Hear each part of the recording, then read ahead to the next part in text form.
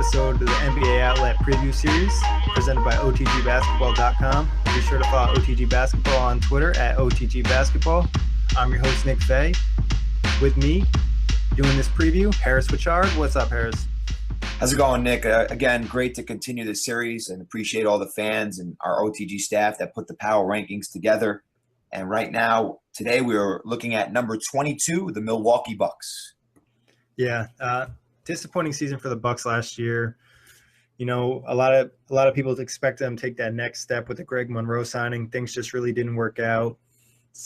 The Bucks have a lot of talent, though. It'd just be interesting how they work with that talent, and they really need some shooting. So how do you feel about the Bucks at number 22? I think it's fair. When Jason Kidd first came over, like you said, they made the playoffs. They were 500. A lot of room for optimism for Bucks fans. They had the Greek Freak. Middleton's a good player. So there was some room there was reason for the Bucks fans to feel like they were on the up and coming. Kidd had left the situation in Brooklyn. He wasn't happy there. He wanted more power, so he came over to Milwaukee and got that power. But, you know, this is a team that took a big step back last year. You know, there was much made of how they were the first team to beat the Warriors when the Warriors were 24-0 and chasing down that win streak early in the year. And then they played him, and O.J. Mayo had that whole thing, and now Mayo's out of the league for 2 years on a suspension. So it's a lot going on in Milwaukee. Can they put it together and make the playoffs in the East? Absolutely, because after the first 4 or 5 teams, there's definitely a lot of room at 6, 7, 8 for teams to step up in those slots. So as we continue to talk about the Bucks, and we'll get into more of the detail of this preview, you'll hear me say that they'll have the opportunity to get back into that playoff position. Yeah, I think they start to pick it up at the end of last season. The Greek Freak showed us his potential last year, causing mayhem with that length and ability to play make. Jabari Parker started to pick it up at the end of last season as well. So, the future's still bright. Chris Middleton's a great player. And they had a pretty good offseason. They drafted Thon Maker. We don't know how old he is, but I guess it doesn't really matter at this point. And Malcolm Brogdon. So what do you think of the Bucks draft? Well, Thon Maker, according to his birth certificate, is 19. We really don't know if that's true or not, but he's 7'1". So at 216, a raw project, the 10th pick in the first round, coming out of high school and from South Sudan. I have no idea where that is. Australia, excuse me. So he's from Australia. He's a body, and he's a raw body. They have some athleticism, and the thing about this pick is, as you saw in the last few years, and the common theme as we've seen is taking these raw, instead of what is a given in the United States, they feel like these players that come from all over the world, their potential is higher and their ceiling is higher and they're younger. So instead of taking the established 2 or 3, 4-year player in college, they want to take the project guy, especially at 7'1". It's not, hard to do, but at the project guy, like the Porzingis, like the Dirk picks of old, and like these guys that come from overseas, it's one of those lottery, hope this thing works out type of picks. Yeah, there's a lot of potential there, a lot of different comparisons for him. But like you said, sometimes the teams elect to go with these young guys that have a lot of potential. They haven't seen the game maybe to the fullest amount yet over these guys who've, been to college for 3 or 4 seasons, and you kind of see where they're at and how good they possibly could be. So Bucks, they're not in a rush to be really good anytime soon, so not a bad pick there. Yeah, and also Malcolm Brogdon, who was a second-round pick from Virginia, and this is another one that, he's 23, so he played 4 years in college at Virginia, and he was a second-round pick, and he's 6'5", 215, played 5 games in the summer league, likes to shoot the three. I mean, didn't make a lot during the summer league, only shot 16%, but took 4 games. That's pretty bad. I'm pretty sure I could get out there and shoot better than 16% in the summer league, guys. But he played 31 minutes a game, and he scored 10 a game. So he got some good run in the summer league, and he's going to be on their team. So a kid from Virginia, Malcolm Brogdon, who's defensive minded, because we know, I don't know who of our fans watches college basketball, but from Virginia, they play in the ACC, playing against the Dukes, playing against the UNCs, and they're defensively pretty good. So maybe Brogdon comes off the bench a little bit for them this year as their second-round pick. Yeah, he's a high basketball IQ, so it's always good to have those type of players around. Talk about the Bucks free agent signings. They got a little international flavor. Matthew Dellavedova, Mirza Teletovic, signed veteran Jason Terry. what these picks say to me is the Bucks needed shooting. They went out and got some shooting. Well, yeah, and we got to refer to Jason Terry as Jason James. When LeBron dunked on him 3 years ago, he changed his name from Jason Terry to Jason James. So when you refer to Jason Terry, please refer to him as Jason James, because when LeBron dunked and then he got him back for the finals, and then LeBron dunked on him in 2012 or 13 when they were on that long winning streak, I want to call Jason Terry Jason James. Just throw that out there. But Teletovic, yeah, Teletovic could shoot it. Dellavedova is going to give them – Dellavedova thinks this team can make the playoff. Listen, when a guy plays under LeBron, you can make him look pretty good. But I think I like to see Dellavedova get out of that Cleveland shell. I think he's going to actually give them some solid minutes. Yeah, he's a scrappy player. And Delly actually shoots 40% from three-point range. Yeah. So, him and Mirza gives him some much-needed shooting with some of the guys like Antetokounmpo and Jabari Parker not having the long-range shot consistently at this point. And I'm going to give you another factor, too. Don Maker from Australia, Dellavedova from Australia. Good connection. There's a good connection there, and that could really help his development as a 19-year-old kid with around Dellavedova, who's been in the league for a few years, and now Dellavedova's 25. So, and Dellavedova, yeah, you said, shot at 41% from three and averaged 8 points a game on a championship team last year and played in 76 games. So those 24 minutes being on that championship team will definitely help this Milwaukee team a little bit in moving in the right direction. Yeah, I mean, you hate him when he's playing against your team, but you love him if he's on your team. He's just that scrappy, annoying player. He's going to get you a few extra possessions. And another thing about Mirza, his best year in the NBA was under Jason Kidd in Brooklyn. So they reunite right there. He had some big playoff games. You really think that Mirza Teletovic could make a difference in Milwaukee, though? I think he gives him a good three-point shooter off the bench. Okay.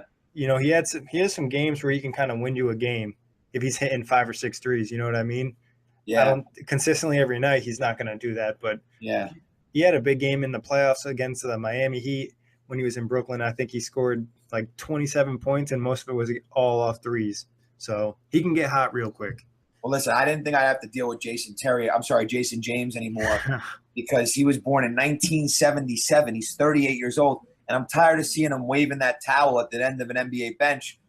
I mean, 17 years of NBA basketball. I mean, this guy is everywhere. As I thought he was a first-round pick in 1999 for crying out loud. But, he's 6'2", 185. He's that veteran presence. Last year he played in 72 games. He's still in good shape. He shoots the three a little bit, 38% career. So maybe he could come in for a little bit, but he's more of a wave the towel, encourage these guys, try to, talk some trash, and we know he can talk trash to the best of them. Jason James talked a lot of trash to LeBron in the 2011 finals. Now, with all due respect to Jason Terry, he's had a good NBA career, and he probably will, do some nice things with this young group. Yeah, he'll be kind of like a player coach. Yeah, gives him that veteran presence. We talked about this in the past, I think, with the Nets and the Sixers. You don't want to just have a whole bunch of young guys and no veterans to kind of lead the way. So I think that's a good signing. Gives that team some much-needed leadership. The Bucks also re-signed 2 of their own guys, Steve Novak and Miles Plumlee. Nah, nothing crazy here. It's actually kind of surprising they re-signed Plumlee because they didn't play him all that much last year. And I guess it kind of tells you that they're really looking to trade Greg Monroe, so they want to have that depth. Yeah, Novak had his best year during Linsanity. We knew what he did with the 3-ball. He made 2.5 threes a game. He was shooting 47% from three. He's a career 43% three-point shooter. But is he the oldest 33-year-old you've ever seen in your life? Yeah, I mean, this guy moves around like he's 43, and he's only 33 years old. So, I mean, he could come in off the bench for a few minutes here and there, but he only played in 3 games last year. So I'm not so sure if he's going to have an impact or not, but I guess it's a good guy to have in practice. Yeah, and I'm sure he's a veteran presence, has some leadership. Never heard any problems with him. So, but yeah, you said, like Terry, like they're just trying to bring in some guys, and we saw other teams do this where bringing a Matt Barnes or bringing guys that are 30, 35 plus that are just going to help with camaraderie and whatnot. Yeah, very true. Departure-wise, they lost Jared Bayless. O.J. Mayo is obviously dealing with his issues, and then Gravis Vasquez, who dealt with injuries with Milwaukee last year. Yeah, the only guy here is Bayless gave him a little bit early in the year. He had some really big games for them. Like I remember him in FanDuel having some breakout performances for a good price. But inconsistent. Yeah, he's the only guy they'll really miss. Mayo is a head case. As a high school guy, he was ranked like one of the best players in the country, and it never really turned out to be anything. So it is what it is with him. Mayo ran into all those problems, and what was it? He abused a drug, right? Was it a drug abuse? Yeah, drugs. Right. So, I mean, the Bucks are the Bucks. They start again, rough start. 0-3 started last year, but then they got to a point where they were 4-3. They ripped off 4 in a row and then struggled again. But when they beat Golden State, let me see, which game was this? I'm trying to find the Golden State game. Oh, here it is. They were 10-15 at that time. So, and they had just beaten Golden State by 13. So, and then it got to the point where the losses started to pile up. They got 6 games under, but they got frustrated, and they continued to be frustrated. Could never get over that hump. They stayed in the picture, lost 5 games in a row in late March, which killed them on the road. So this is a team that has potential to be around 500. I think as we get towards our prediction, you'll find me pushing the envelope of them getting closer to 500. Yeah, I mean, there's definitely a lot of potential there. Talking about potential, who do you think needs to step up for the Bucks this year? Have that next step, make them a playoff team, and get out of the bottom of the East. Michael Carter-Williams. I was going to go with that too. But if you want me to go with the Greek Freak, I'll go with the Greek Freak. But it's either Carter-Williams or the Greek Freak. The Greek Freak's got to prove that he's a star in this league, and he's got to develop his jump shot. He doesn't really shoot it very well from 3, although he's had some good games. He's got to be a guy, and just looking at his last year, he was a guy that shot 50% from the field, but 25 from 3, 72 from the line. Decent rebounder, could probably be a little bit better of a rebounder. 7.7. I think he could go to 8 or 9, maybe 10 with his length and his body. He played in 80 of the 82 games. He plays 35 minutes a game. So this is a guy that could go from being a very good player to an all-star. And if he becomes an all-star, and I'll let you talk about Carter-Williams and I'll talk about the Greek Freak. If he becomes an all-star, then this team, the sky could become the limit for this team. Yeah, I mean, he gives him that other element. He's just a unique player in this league with his height, his size, his length, his speed, his athleticism, his ball handling skills. It's a tough matchup for most teams every night. Yeah. When do you see a 6'9", 6'11" guy handling the ball, being able to play make, taking 2 strides from the top of the key and getting to the hoop? Yeah. He glides in the air. Yeah, he's 6'11", 222. That's a freak. Yeah, and good luck blocking his shot. Can you pronounce the last name yet or no? Antetokounmpo. Antetokounmpo. I do. Yeah, Antetokounmpo. I don't know. You'd rather just call him the Greek Freak. Yeah, it's a lot easier. Yeah. But talking about another lengthy player on the team, Michael Carter-Williams. He's kind of been a disappointment in Milwaukee. They traded a first-round pick, and they traded away Brandon Knight. During that trade deadline, they picked up Michael Carter-Williams. He was coming off a Rookie of the Year season prior. He's never really lived up. He's had some good players around him in Milwaukee, but the shooting has killed him. He's had some turnover issues as well.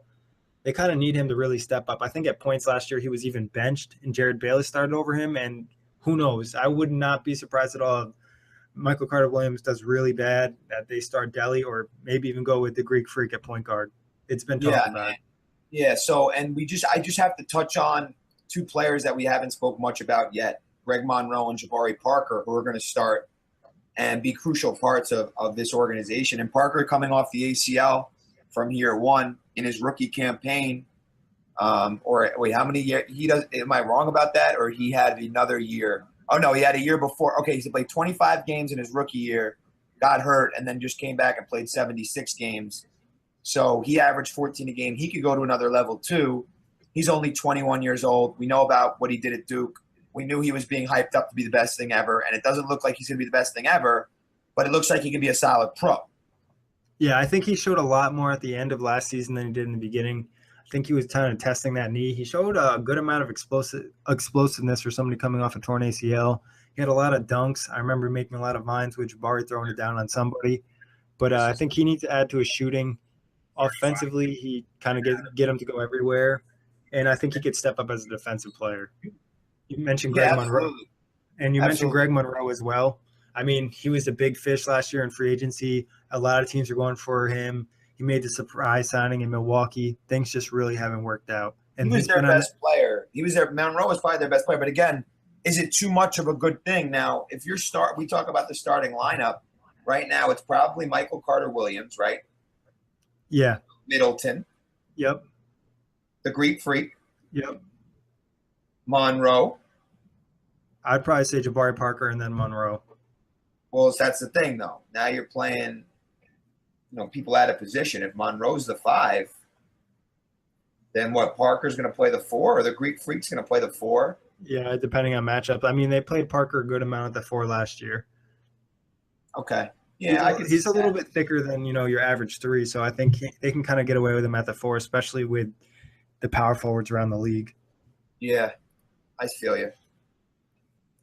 Especially, I feel like with the NBA, everybody's starting to go to that smaller lineup. Like you can't have too much of a good thing, though. You can't have too much of a good thing. Yeah, I mean the problem with that lineup is the lack of shooting. Michael Carter-Williams not a good shooter. Middleton can shoot a little. Yeah, Middleton can shoot, but the Greek Freak not a good shooter. Jabari Parker not a consistent shooter. Greg Monroe not much of a shooter. So, that's why they brought in Steve Novak.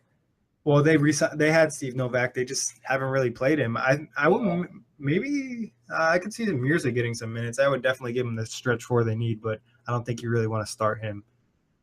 How about Tyler Ennis from the kid from Syracuse? Yeah, maybe him, or you could see them possibly go with starting like John Henson. Yeah, go with that super long lineup. It would just still lacking the shooter, though. That's the real issue with this team. That's why I wouldn't be surprised if you see Monroe or Michael Carter-Williams move before the season starts. Another crowded front court in the NBA. Yeah, so. That's no good. It feels like the Bucks have been trying to trade Monroe since the trade deadline last season. So I would not be surprised if they make a move with him. Yep. Well, are they going to be better or worse than last year? I think they're going to be better because, they have these young guys going to take the next step. The Greek Freak alone, the jump that he's going to make, I think is going to make them a better team, as well as Jabari Parker. And Chris Middleton's probably one of the most underrated players in the NBA. So I think they'll be a little bit better this year. I do not have them making the postseason. You hit on a point for me that made a lot of sense. This is a league that's quickly expanding, and you got to be able to shoot the 3 in this league now, unless you have like LeBron James on your team. And last time I checked, the Bucks do not have LeBron James on their team. So with that being said, I have them winning 6 more games than last year. I have them going 39-43 and either being the 9th or 10th seed in the Eastern Conference. Yeah, that sounds about right for me prediction-wise. I could see them fighting for that 8th spot, but they're most likely going to fall short. Right. The lack of shooting, unless they kind of, make some changes and they're willing to start a lesser player just so they can space the floor, they might be able to get away with it because they have some super lengthy defensive players. But interested to see what Jason Kidd does. He's not scared to try something different. No, we haven't even touched on Kidd. I mean, he's a player's guy. Came over from the Brooklyn situation. You probably have some not nice things to say about him. He's a retired net. He took you guys to 2 finals in a row. But he's also had some struggles now in this last year. Yeah, and I think this is a big year for him. Yeah. So, but I think they'll be in a better situation. Definitely. They're on the come up. Yeah. And, well, and a lot of teams can't say this. They have a potential, like, really big star in the Greek Freak. Yeah. Like, that potential is super high. So, and so Parker's got a lot of potential, too. Yeah, exactly. And you already have Chris Middleton. So, there's some pieces ready to make some big things happen. If this team turned around and won 45 games like the Hornets did last year, the Hornets were 48-34 last year. So if this team turned around and won in the 40s, would it shock us? No, I don't think it would shock me. Yeah, it wouldn't shock me because I think there's a high defensive potential on this team. Yeah. If they get back to really playing great defense like they did the year they made the playoffs. Last year they were terrible defensively. They can really cause some problems with their length on D. I hear you, man. But on to our next segment, our fun segment. We're going to go with our emoji, the truth, and we're going with a spider for the emoji for the Bucks just because they're so long and lanky, quick, all over the place. Carter Williams making that quick match. Greek Freak's long, Chris Middleton's long, John Henson's long. Carter Williams is long. Yeah. Even Jabari Parker. Yeah. So a lot of length and athleticism on this team, quickness. that's what they got to play to their advantage. They might want to try that. They might want to call up Jim Boeheim and try that 2-3 Syracuse zone out. Yeah, I mean, they could run some deadly zones. That's what I said. Wouldn't be surprised if Kid tries some interesting stuff. Yeah, they got to get creative because the bottom of the East is up for grabs. I mean, I've touched on it before, like the Cavs, Celtics, Raptors, Pacers, Knicks. I mean, after that, that bottom of the East is open. Like, even if Jeremy Lin got hot and Lopez got hot, I told you, like, I've made these predictions based off what I see now. 40 games from now, who knows what the bottom of the Eastern Conference playoff picture is going to look like? We don't know that. Yeah, one thing that we can't tell you is the chemistry between the team. With Yes. these new signings, these new coaches, what impact that's going to have, how these guys are doing in their off-season training. We're just, speculating on what we know. Like Stephen A. and Skip Bayless have proved many times, we're just, nobody here is really an expert. I mean, you could watch as much basketball as you want, but no one has the answers. We could just give you our opinions on things and try to use what we know. But, like, if you're a Bucks fan and I say that they're going to go 39-43, you don't have to argue with me, because if you say, give me the reason why you think they could go 45-37, I'm going to listen to it. Yeah, always open to hear what other people have to say. Absolutely. But here's our opinion on something else. Are you going to watch the Bucks on League Pass? Yeah, I will. I mean, I love the Greek Freak. He's extremely entertaining. You take him a lot in fantasy because sometimes he's undervalued at like 7,800 or 8,000, depending on whether you play on DraftKings or FanDuel. I want to see how Carter Williams develops, and I like Jabari Parker too. Plus, they got Don Maker, who's going to be an interesting. You always like watching top 10 picks. So I'd say outside of their national, and like me, I like to go through, and while you're talking, I'll check real quick on the nationally televised games. But outside of the nationally televised games, I think I will watch the Bucks. Yeah, I'll definitely tune in some of their games. I like watching these long, lanky, athletic teams. And I want to see the next steps that Giannis Antetokounmpo takes in his game. And, you mentioned it, I usually play a good amount of Bucks players in FanDuel for some reason. I feel like they're always in the close games. They got disrespected by the NBA. They only have 9 nationally televised games, which is really low. So it's like almost on the pace of the Sixers. And they have some very winnable games. Their first 6 games are all winnable. Charlotte, Brooklyn, Detroit, the Pelicans, Indiana, Sacramento. So, like, if they can get off to a nice, in their first 15 games, win like 9 of them, like you said, I've always spoke about the importance of that. So I will tune into the Bucks. I think they're going to be in the fight for a playoff race all year long. Yeah, it should be an interesting competitive team. But that wraps it up for the Bucks. Team number 23. On to our next episode. 22. Bucks 22. 20, team number 22. On to the next episode. Thank you guys for listening. Guys, thanks for listening. Hope you join us for number 21. As always, Harris Wichard with OTG and Nick Fay. Thanks for having me on, and enjoy the rest of your day.